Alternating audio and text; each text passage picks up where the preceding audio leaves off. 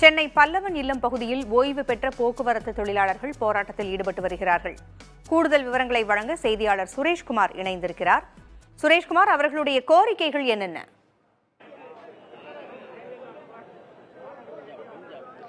பூங்குழலி, தற்போது நாம் இருக்கக்கூடிய இடம் சென்னை பல்லவன் இல்லம் போக்குவரத்து கழகத்துடைய தலைமை அலுவலகம் அமைந்திருக்கக்கூடிய இந்த பகுதியில் தான் தற்போது ஓய்வு பெற்ற போக்குவரத்து தொழிலாளர்கள் போராட்டத்தில் ஈடுபட்டு வருகிறார்கள்.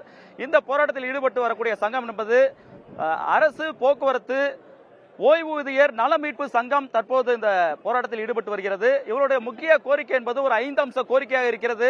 இவர்களுக்கு கடந்த 109 மாதங்களாக அகவிலைப்படி உயர்வு என்பது வழங்கப்படவில்லை என்ற ஒரு குற்றச்சாட்டை முன்வைக்கிறார்கள். அந்த அகவிலைப்படி உயர்வை உடனடியாக வழங்க வேண்டும் என வலியுறுத்துகிறார்கள்.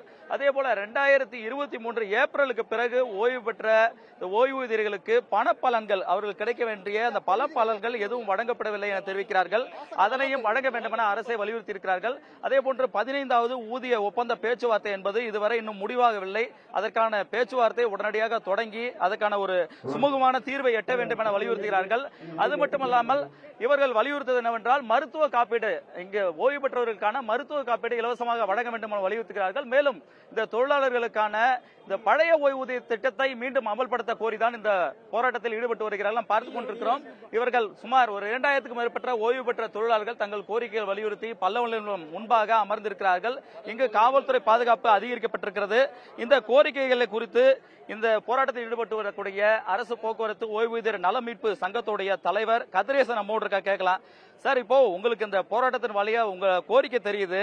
இப்போ இந்த கோரிக்கை எல்லாம் நிறைவேற்றப்படாததால, குறிப்பா டிஏ வழங்காததால, மேலும் இந்த பணப்பலன் வழங்காததால எவ்வளவு பிரச்சனை இருக்கு, எவ்வளவு பேர் இந்த பணப்பலன் கிடைக்காம பாதிக்கப்பட்டிருக்காங்க? கிட்டத்தட்ட அந்த அகவிலைப்படி உயர்வு என்பது கிடைக்கப்பெறாமல் 95,000 பேர் இப்ப இருக்கிறோம். இந்த அகவிலைப்படி உயர்வு கிடைக்காம 2015 அரசு நிறுத்தம் செய்தது.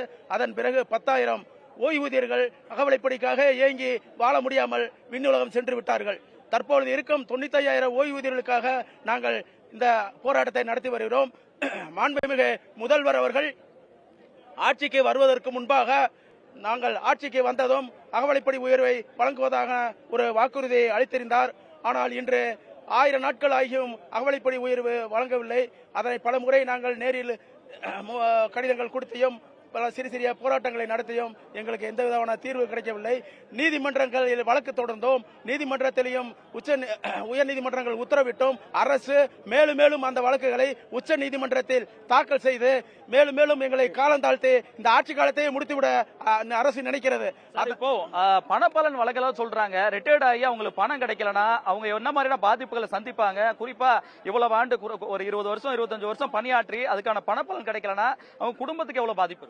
சார், அவங்கள குடும்பத்துக்காக வேண்டி வீட்டு கடன்கள் அதிகமா இருக்கும். ரிட்டையர் ஆனவொன்னே அதை செட்டில் பண்ணலான்னு இருப்பாங்க. பையன்கள் இருக்காங்க, பொண்ணுகளுக்கு கல்யாணம் பண்ணிருப்பாங்க, கடன் வாங்கியிருப்பாங்க. சார், அந்த கடனுக்கு வட்டிக்கு மேல வட்டி ஏறிக்கிட்டே இப்ப ரிட்டையர் ஆன கொடுத்தாத்தே அவங்க வாழ வேண்டிய ஒரு கட்டாய சூழ்நிலையில் இருக்கிறாங்க.